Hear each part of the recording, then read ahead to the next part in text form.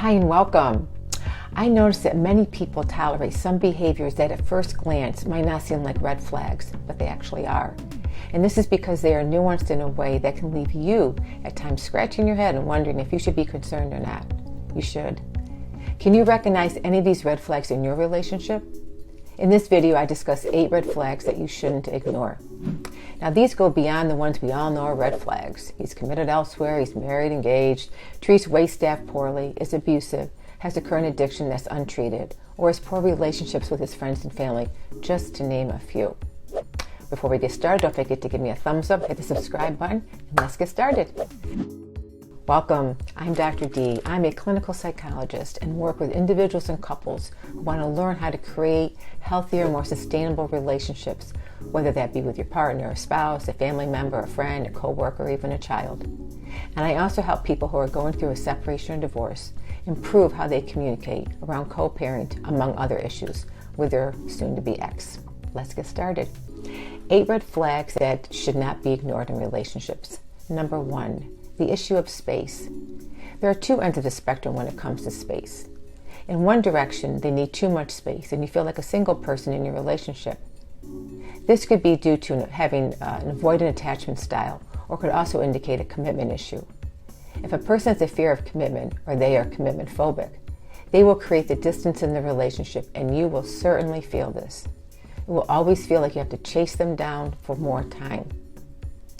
On the opposite end, they might be overly needy and can make you feel suffocated. At first it might seem great, but then it becomes overwhelming. It might even feel possessive or controlling. In this instance, this could be due to having an anxious attachment style. Someone with an anxious attachment style has to spend a lot of time together, and they get anxious when they are not around you or don't know what's going on. Their need for knowing and being certain about things in the present and the future often feels overwhelming and constrictive and restrictive. And if you desire some time apart, this might become an issue. So, what's a healthy balance or a healthy relationship? Healthy relationship is one that should be interdependent. Time together, time apart. You've shared activities and you spend time with your friends and family outside of the couple. The take-home point here, and this is critical, is that time doing your own thing or having time with friends or family or hobby should be no big deal. This is part of a healthy relationship. That's why if it isn't, it's a red flag. Number 2, they don't put you first. By and large, they absolutely should. Yes, sometimes other things come up. Sometimes work takes the lead or a family issue. I'm not speaking of those times because we all have those moments. What I'm speaking of is a consistent feeling of not being first. And if you're in this category, you know what this feels like. You cannot rely on them.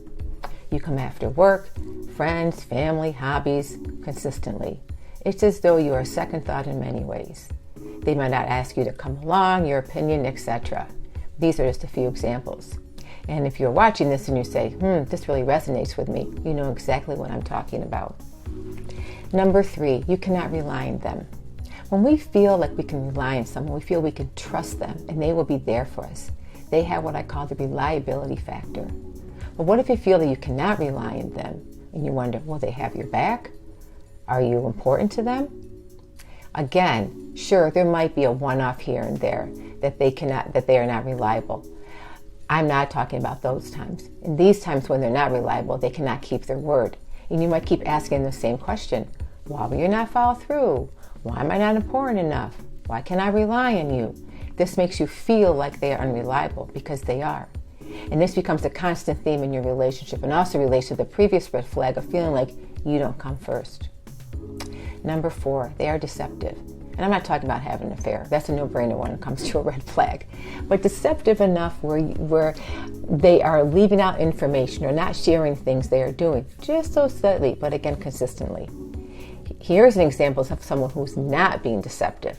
A person says, hey, I'm doing this tomorrow night, or I'm thinking about doing this. This is like an FYI. Does that work with your schedule? Or are you good with that?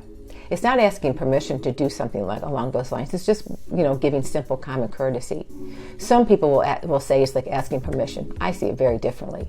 After all, let's not forget you are in a relationship, and respect and common courtesy go a very long way. But for someone who is deceptive, they don't do this. So it leaves you wondering, are they up to something? What are they hiding? And then you find yourself having to ask and probe. This is like the worst feeling. Like, why do I have to ask them what they are doing? And why didn't they share with me what they were doing when they're doing something? Seems easy to me, because it is. As a result of this, you start to lose trust. And that never makes anybody feel good. And when you have to probe and ask questions, they might respond with, why are they doing that? And then they might call you controlling, which is very common, which can sound a bit like gaslighting, which leads me to my next point. Number 5, they gaslight you, often in subtle ways, and then make you feel like you're just going crazy. They call you controlling. Other signs of being gaslit are love bombing, stonewalling, silent treatment, intentionally having rules around sex, rude and offensive comments, just to name a few. And then you find yourself thinking, am I controlling? Am I wrong? What is so wrong with wanting to know what is going on in their life? Isn't that what couples do? Yes. But the fact that they are doing things that undermine the integrity and trust in the relationship is a huge red flag. Number 6, they have poor communication skills. And this appears in many ways. They yell, they stonewall you, they shut you down, they're passive aggressive. They have poor emotional dysregulation, means that they cannot regulate their own emotions and they are all over the place. And or they explode like a powder keg. Or don't know how to effectively communicate their thoughts and feelings.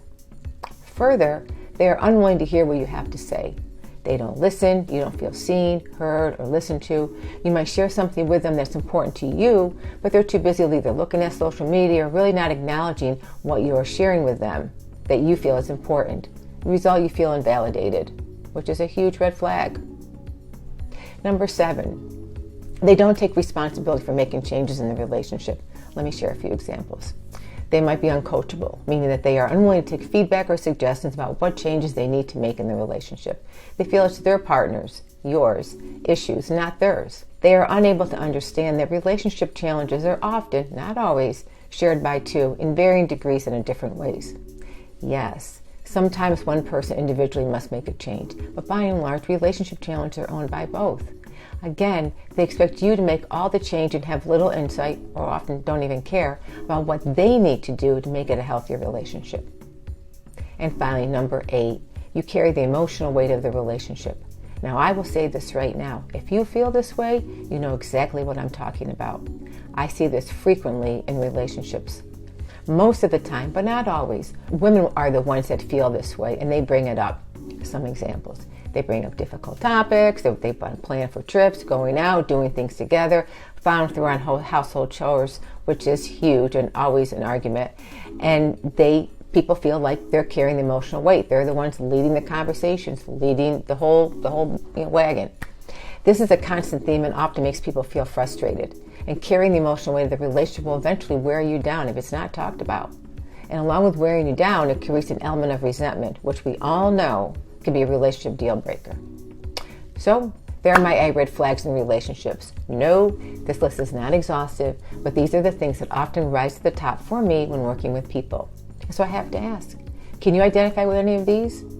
Are you in a relationship with some or many of these red flags? If so, let's chat.